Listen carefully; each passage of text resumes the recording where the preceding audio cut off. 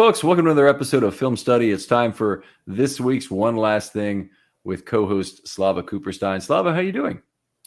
I'm doing well, Ken, all things considered. They say success has many fathers, but this week I felt like our failures had many fathers.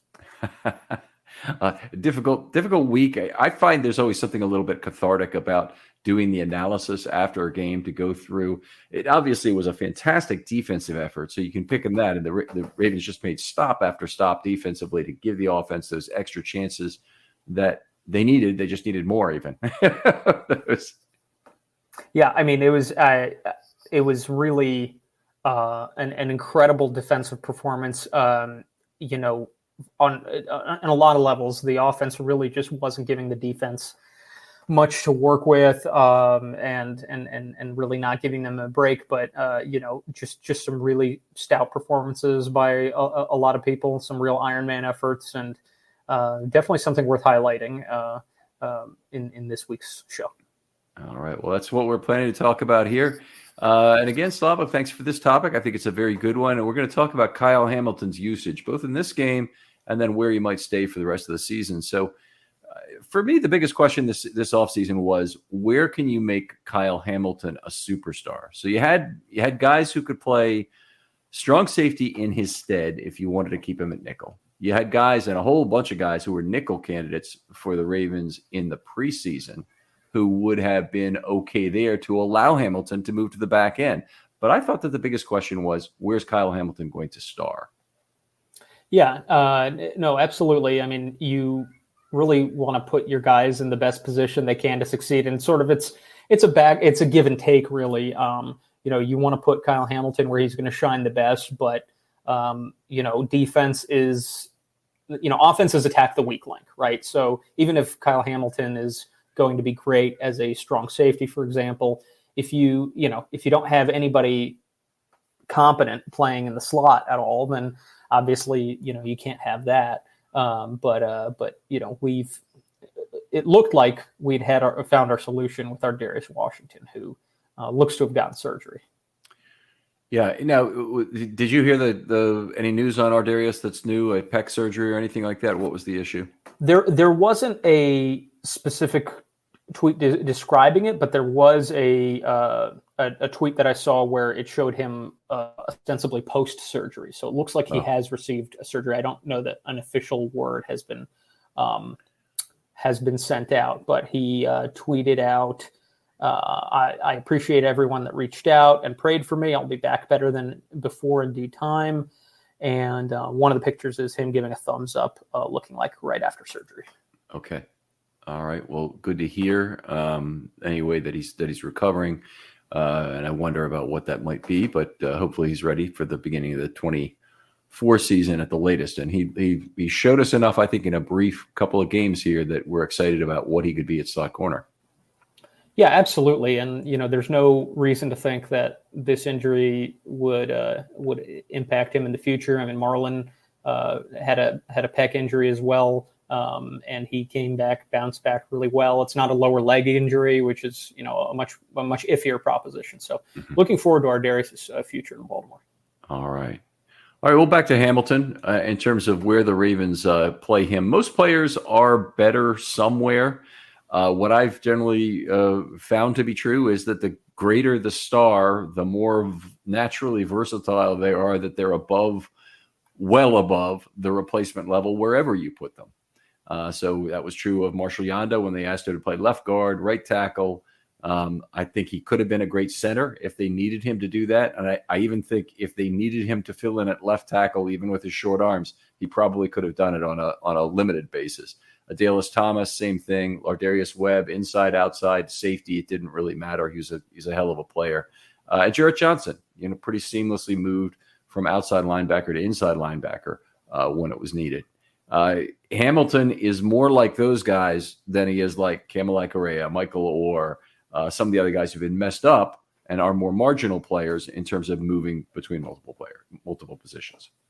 Yeah, absolutely. I don't think that there's anything that the Ravens have asked Kyle Hamilton to do that he hasn't shown that he can do with a really great ability. Really, it's a question of what scheme can we draw up? What philosophy can we implement that's going to give him the best opportunity to make some of these game-changing plays like he did this past weekend? Mm-hmm. Well, so far, this season is kind of very illustrative of that, but because the first 2 weeks, they played a predominance of cover 2 to try and force other teams into small ball. They continued that in week 3, by the way. But a lot of, at first, it was Williams and Hamilton on the back end. Williams, of course, got hurt, and they brought in Stone. They continued with Stone and Hamilton. Then they went with Stone and Hamilton again the next week.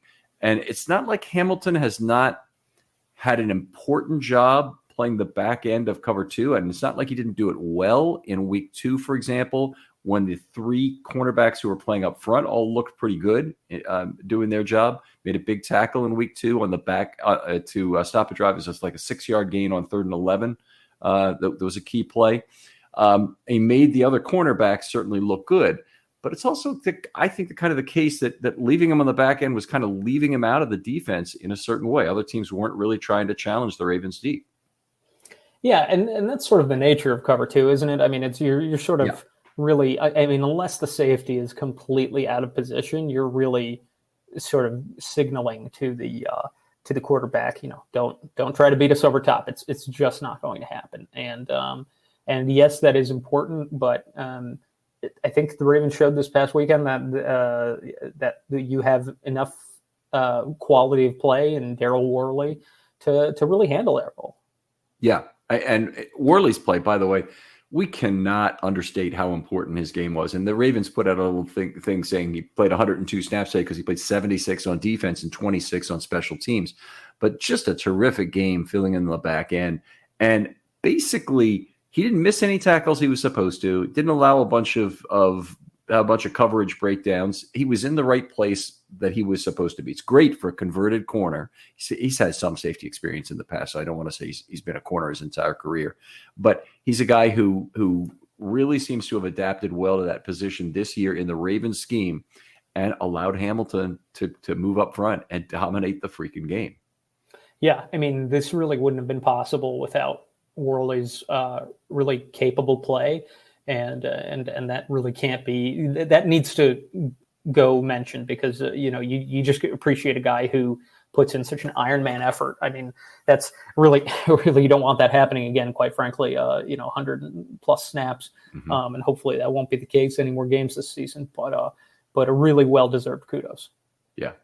Extremely solid game.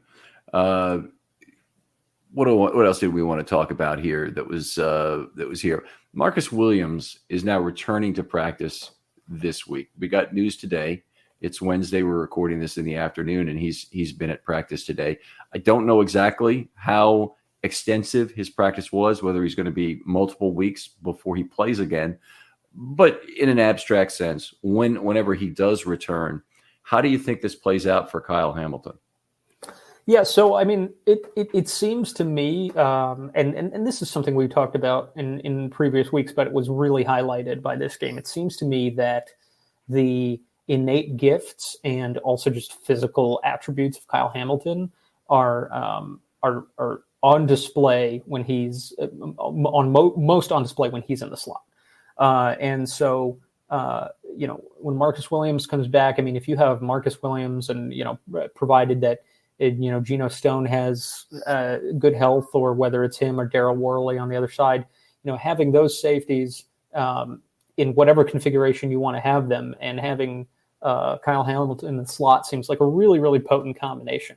To me, it seems the one circumstance where you might be a little concerned about that is if the slot receiver is some really fast twitch, type of, Wes Welker type that, quite frankly, gives most slot corners a problem.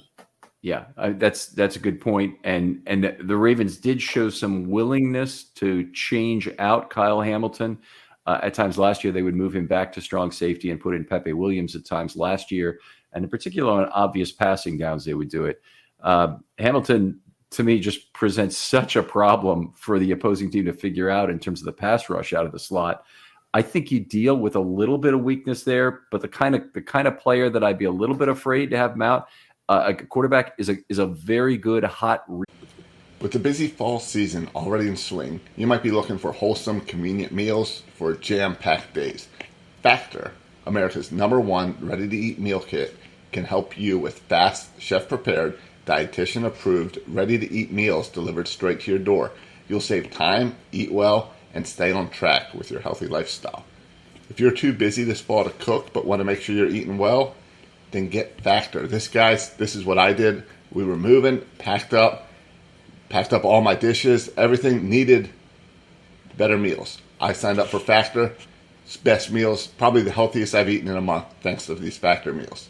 Because with Factor, you can skip those extra trips to the grocery store and the chopping, the prepping, the cleanup, all while still getting flavor and the nutritional quality you need. Factor's fresh, never frozen meals are ready in just 2 minutes, so all you have to do is heat, enjoy, and then get back to crushing your goals, which for me was trying to move.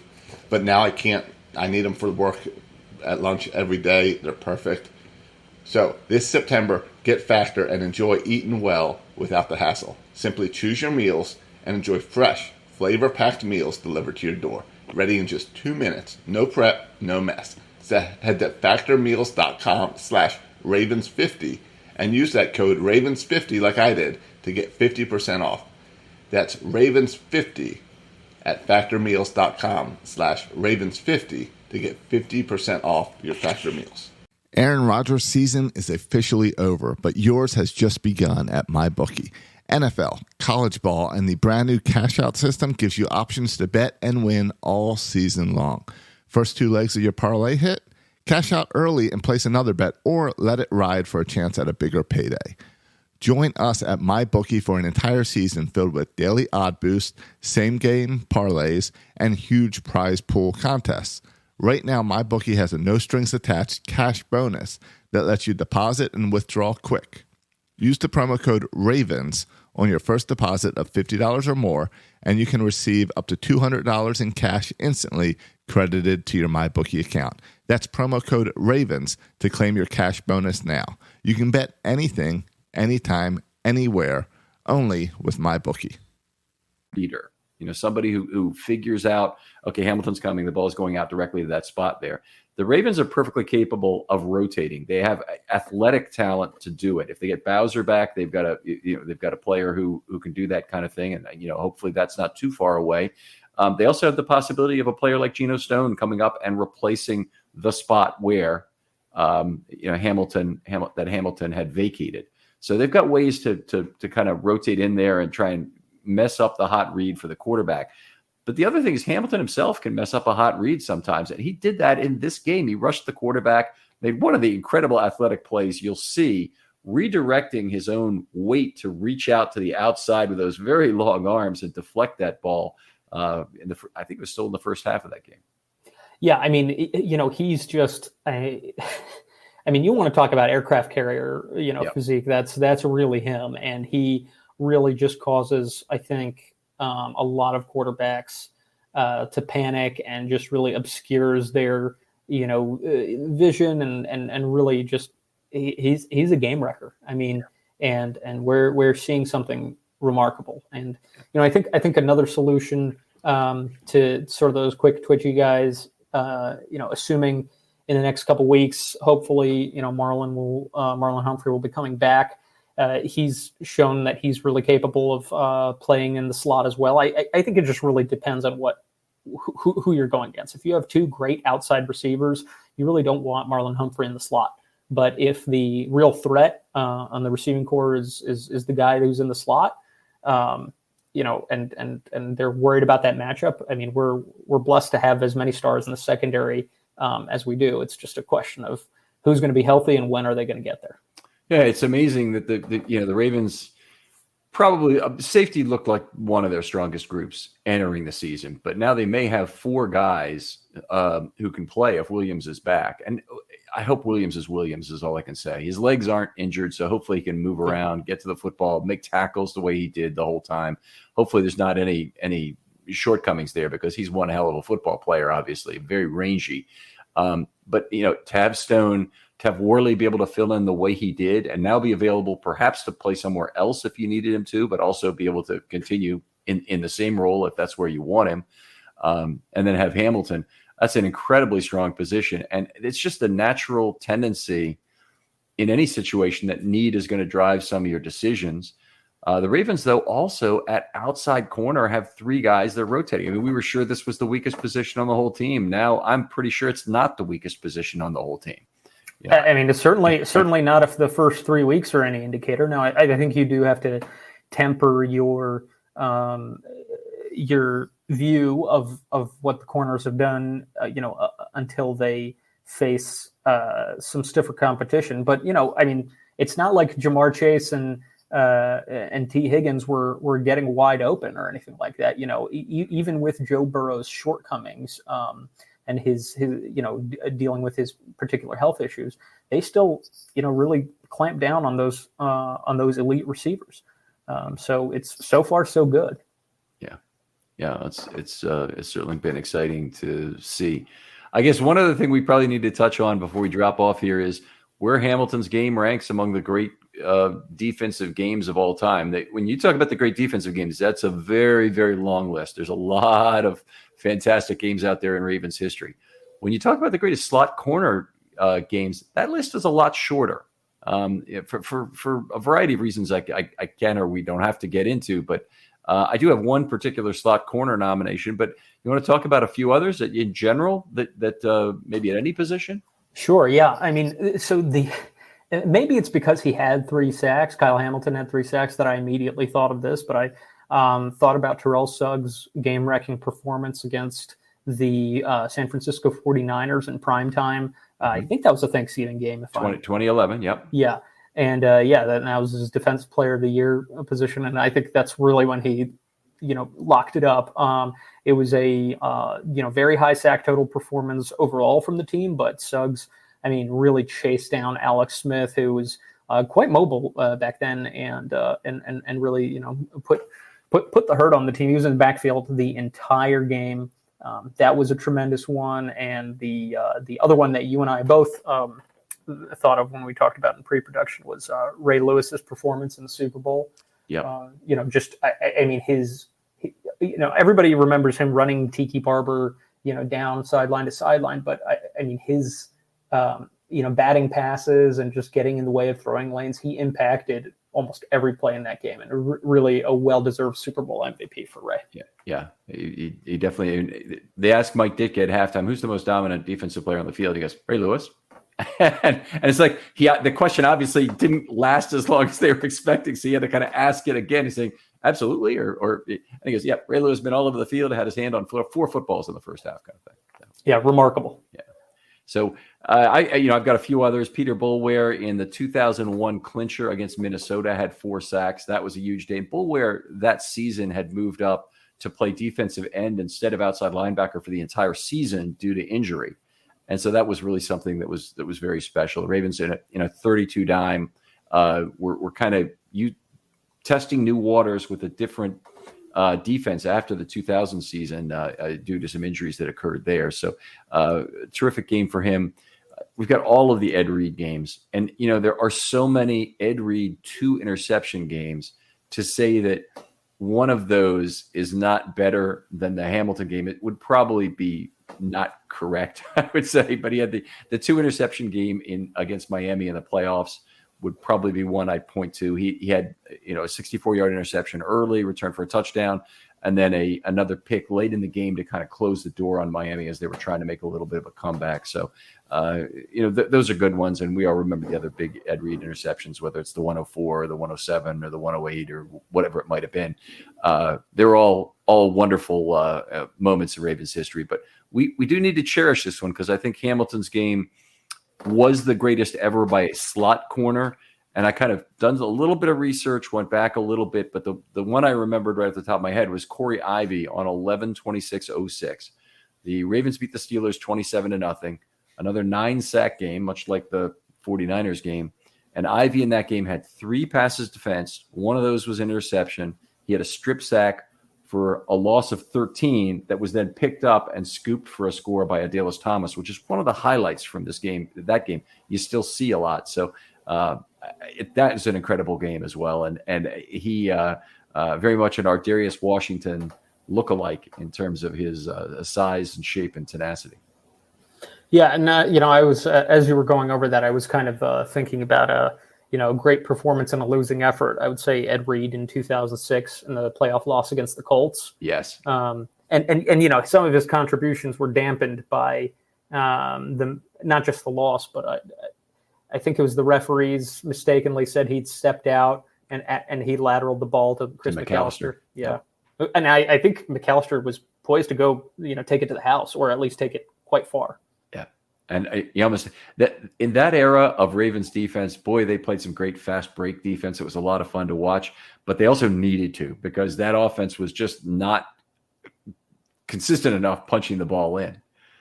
So anyway, I looking forward to wherever they play Kyle Hamilton. He's going to be a lot of fun to watch this year. He's not being talked about in terms of a defensive player of the year candidacy right now. And J.J. Watt's got 6 sacks and some other things are going on. But it wouldn't surprise me if he starts to pile up some turnovers to go with a few more sacks, if that suddenly becomes in the discussion, part of the discussion. Yeah, I mean, definitely if he's getting his hands on the ball or forcing some fumbles, and having a overall team high performing team defense. As the Ravens will continue. But right now, I mean, I think the Steelers and Browns, I mean, they played a national game and those defenses are quite good and they were sort of featured nationally so early on in the season. So, we'll see. But, hey, the sky's the limit for him. Right. All right. Always a pleasure doing this show with you, Slava. Tell folks where they can talk football with you online. I'm on Twitter at Slava Cooperstein. That's SLAVAKUPERSTEIN. All right. Outstanding. Other folks out there, if you want to be on a Film Study Short, hit me up on Twitter with a DM. I'm always eager to hear from you. Always eager for you to pass the word of the Film Study podcast family. And because you're listening to this one, pass the word on One Last Thing as being a worthwhile listen on a weekly basis, somebody you know at work or another friend outside. This is Ken McCusick for Slava Cooperstein saying goodbye, and we'll talk to you next time on One Last Thing.